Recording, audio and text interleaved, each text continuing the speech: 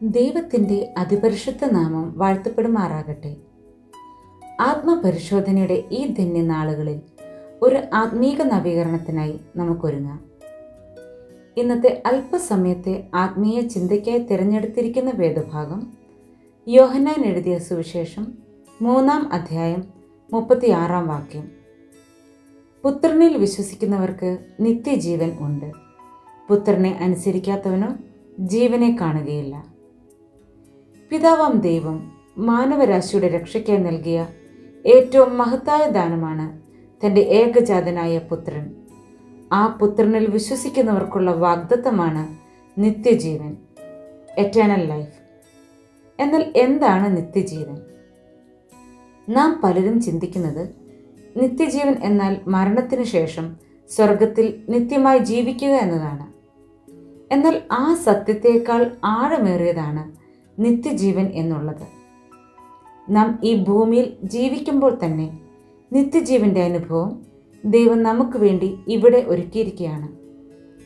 ത്രിയേക ദൈവത്തോടുള്ള സംസർഗത്തിൽ ഇപ്പോഴും ഈ ലോക ജീവിതത്തിന് ശേഷവുമുള്ള ഒരു യഥാർത്ഥ ആത്മീക ജീവിത അനുഭവമാണ് നിത്യജീവൻ. നിത്യജീവന്റെ കൃത്യമായ നിർവചനം യോഹന്നാൻ 17:3 രേഖപ്പെടുത്തിയിരിക്കുന്നു. ഏക സത്യദൈവമായ നിന്നെയും നീ അയച്ചിരിക്കുന്ന യേശു ക്രിസ്തുവിനെയും അറിയുന്നത് തന്നെ നിത്യജീവൻ ആകുന്നു. ഒരു വ്യക്തിയെ അറിയുന്നതും ഒരു വ്യക്തിയെക്കുറിച്ച് അറിയുന്നതും രണ്ടും വ്യത്യാസമാണ്.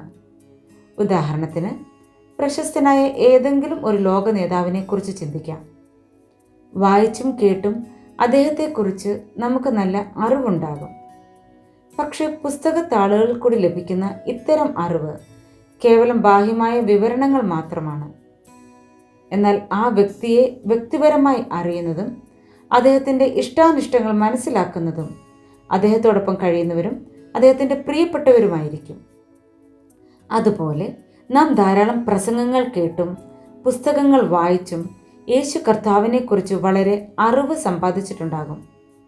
എന്നാൽ അതിലുപരിയായി എൻ്റെ യേശുവിനെ വ്യക്തിപരമായി എനിക്കറിയാം എന്ന ആഴത്തിലുള്ള ഒരു ആത്മബന്ധത്തിൻ്റെ അനുഭവമാണ് നമുക്ക് വേണ്ടുന്നത്. ആ അനുഭവം എന്നാൽ ഓരോ നിമിഷവും നാം ക്രിസ്തുവിനോടൊപ്പം ജീവിക്കുന്നതാണ്, പ്രാർത്ഥനയിൽ അവൻ്റെ ശബ്ദം കേൾക്കുന്നതാണ്, പ്രയാസങ്ങളിൽ അവൻ്റെ സമാധാനം അനുഭവിക്കുന്നതാണ്, അവൻ്റെ ഇഷ്ടാനിഷ്ടങ്ങൾക്കനുസരിച്ച് ജീവിതം ക്രമീകരിക്കുന്നതാണ്, അവനിൽ നാം ഏകീഭവിക്കുന്നതാണ്. ഈ നിത്യജീവൻ്റെ അനുഭവത്തിനായി നമ്മെ എപ്രകാരം പരിവർത്തനപ്പെടുത്തണമെന്ന് ചിന്തിക്കാം. ഒന്നാമതായി, വിശ്വാസം. കുറിവാക്യത്തിൽ പറയുന്നത് പോലെ പുത്രനിൽ വിശ്വസിക്കുന്നവർക്കാണ് നിത്യജീവൻ എന്ന കൃപാദാനം ലഭിക്കുന്നത്. അതിനാൽ നാം വിശ്വാസത്തിൽ ഇരിക്കുന്നുവോ എന്ന് സ്വയം ശോധന ചെയ്ത് ഉറപ്പിക്കേണ്ടത് അത്യാവശ്യമാണ്. രണ്ടാമതായി, ക്രിസ്തുവിനെ കുറിച്ചുള്ള പരിജ്ഞാനം. നാം എത്രത്തോളം യേശുവിനെ അറിയുന്നുവോ അത്രത്തോളം യേശുവിനെ പോലെ രൂപാന്തരപ്പെടുകയാണ്. ഒരു വീണ്ടും ജനനത്തിൻ്റെ അനുഭവത്തിലേക്ക് നാം എത്തപ്പെടുകയാണ്. യേശുവിനെക്കുറിച്ചുള്ള പരിജ്ഞാനത്തിൻ്റെ ശ്രേഷ്ഠത നിമിത്തം ഒരു പുതിയ സൃഷ്ടിയായി മാറിയ പൗലോസ് അപ്പോസ്തലനെ നമുക്ക് മാതൃകയാക്കാം. മൂന്നാമതായി, സ്വർഗത്തിലെ നിക്ഷേപം. നിത്യജീവനെ അവകാശമാക്കുവാൻ എന്ത് ചെയ്യണം എന്ന് ചോദിച്ച പ്രമാണിയോട് ഈ ലോകത്തിലെ നിക്ഷേപങ്ങളെക്കാൾ സ്വർഗത്തിലെ നിക്ഷേപത്തിന് വേണ്ടി പ്രയത്നിക്കാൻ പറയുന്ന യേശു കർത്താവിനെ സുവിശേഷങ്ങളിൽ നമുക്ക് കാണാം. അപ്രകാരം നാമും ഗലാത്യർ 6:8 പറയുന്നത് പോലെ ജഡത്തിൽ വിതയ്ക്കാതെ ആത്മാവിൽ വിതച്ചാൽ ആത്മാവിൽ നിന്ന് നിത്യജീവനെ കൊയ്യും. നമ്മെ നിത്യതയ്ക്കായി ഒരുക്കുന്നതാണ് നിത്യജീവന്റെ അനുഭവം. ക്രിസ്തുവിൻ്റെ 2-ാം വരവ് ഒരു നിർമ്മിത കഥയല്ല. അവൻ്റെ വരവ് ഏറ്റവും മഹിമയോടെയായിരിക്കും.